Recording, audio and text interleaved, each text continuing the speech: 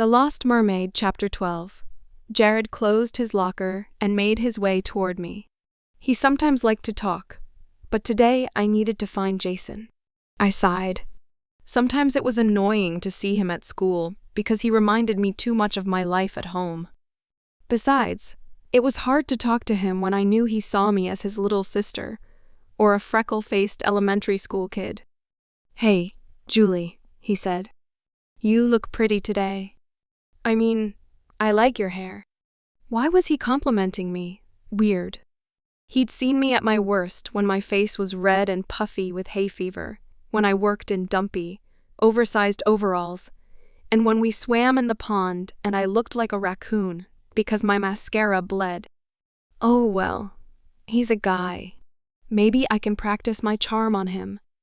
I smiled at him. "Thanks, Jared." "You're sweet." I didn't know what to say, so I lurched.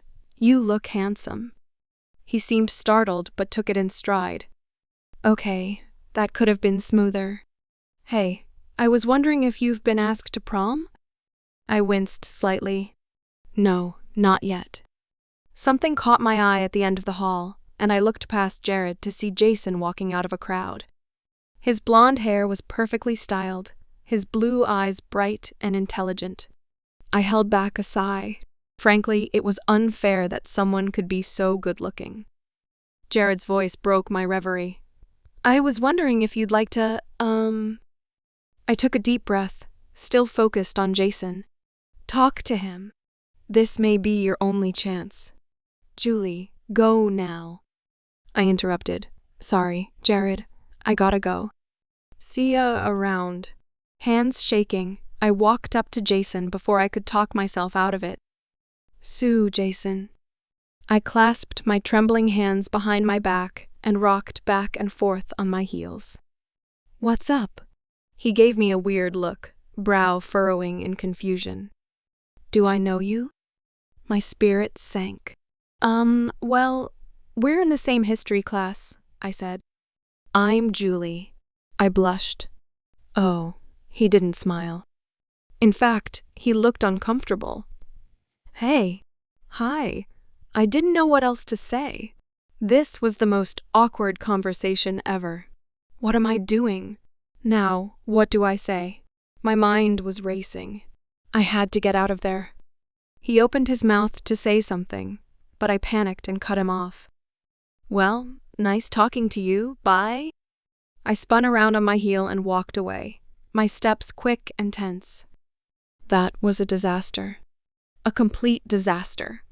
I covered my face with my hands, trying to hide my beet-red cheeks. I'm hopeless. I'll never get a guy. I walked out through the doors and sat down behind a tree. I hoped to calm myself and regain my composure before my next class started. "Hey," the voice startled me. My head snapped up to see Jared coming towards the tree I was under. He'd probably known I was upset somehow. He always seemed to know how I was feeling. I was actually glad to see him. I needed to talk to somebody, okay? Rant to somebody. Why did I have to be so awkward around Jason? "You okay?" he asked. "No, I just had the most embarrassing moment of my life." I scowled, folding my arms across my chest. "Sounds tough." Jared sat down next to me. A flash of annoyance went through me. I realized I actually didn't want to tell anybody about my embarrassing moment. I turned my head away. "So, you like Jason Jackson?" I gave a sharp huff. I hated how good he was at reading me. Or maybe I was too predictable. I'll take that as a yes. There was amusement in his voice. I didn't even have to look back at him to know he was smiling. I sighed, trying to calm myself. It was all going to be fine. I sat there for a few moments longer, till I had calmed down enough to look back at him. He was sitting there, waiting for me to cool off. As always, he had an easygoing, friendly look on his face. He was actually a pretty good guy. He'd even defended me a few times when my brothers were teasing me mercilessly. Why was I so hard on him? Probably because he felt like one of my brothers, growing up with me like he had.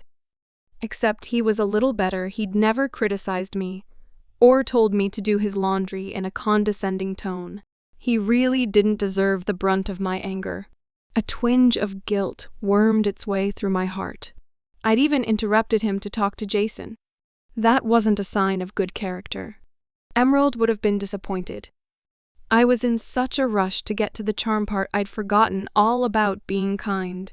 I gave Jared an apologetic smile. Sorry earlier when you were talking, and I interrupted. What were you gonna say? Jared paused. Well, He looked back at the doors. He hesitated, then looked back at me and smiled. Oh, it was nothing. Okay, I said. The bell struck and I bolted upright.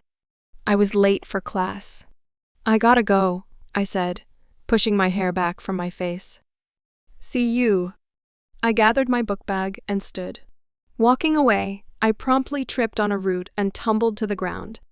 Of course, Jared was there to help me up.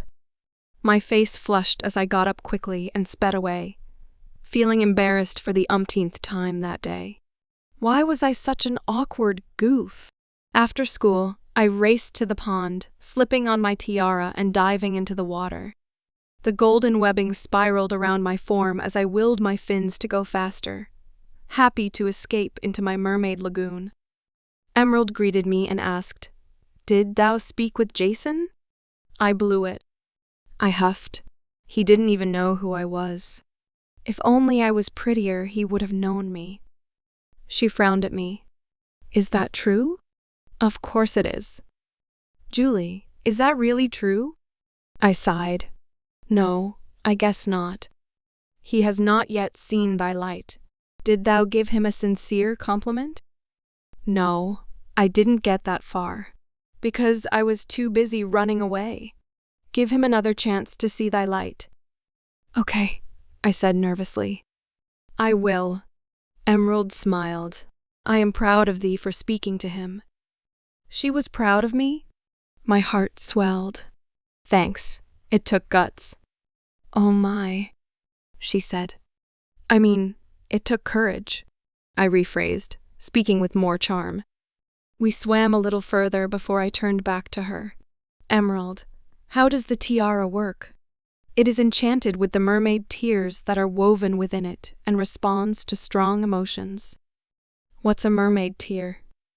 It's a memory pearl we cry when we are filled with sorrow. Reaching into her pouch, she retrieved glittering gems and offered them to me. How beautiful, I said, carefully handling them. The smooth, transparent stones were different colors of the sea, glowing in shades of amber, blue, green, gold, and silver. She continued on. Some tears are full of wisdom, yet some have falsehoods in them. They are thick tears. When they fall, we gather them, preserving them in the jewelry we wear. If it is a good tear, it will grow into an agate, but if it is flawed, it will grow into a lava stone. Wow, I said. Someday, thou may cry a mermaid tear. Really? I wasn't sure about this. How? If thou wear the tiara and cry, 'tis a mermaid tear.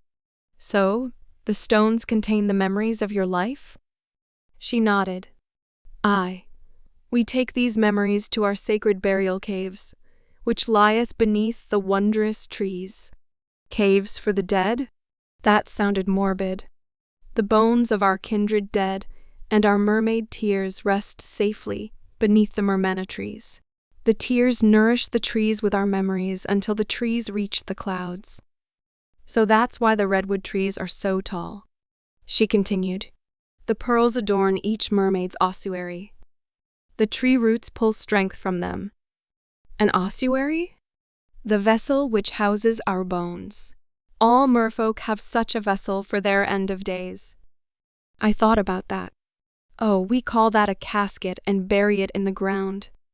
Thy kindred's bones lieth beneath the earth, she said with concern. It's okay, I said. We have other ways to save our memories. Our mermaid tears are vital, she said. The gems keep our memories safe, and our tears sustain the mermena trees, which blow their blossoms to us in the great Siwa. I want thee to see my mermaid tear mosaic on my ossuary. I have worked diligently to create a wondrous vessel of the stories of my life. I hope I will cry a mermaid tear, I said. If thou do, place it in thy necklace and it will grow. I touched the seashell on my necklace, hoping that day would come. I opened the clamshell gently, looking at the empty interior. Would I really cry a mermaid tear someday?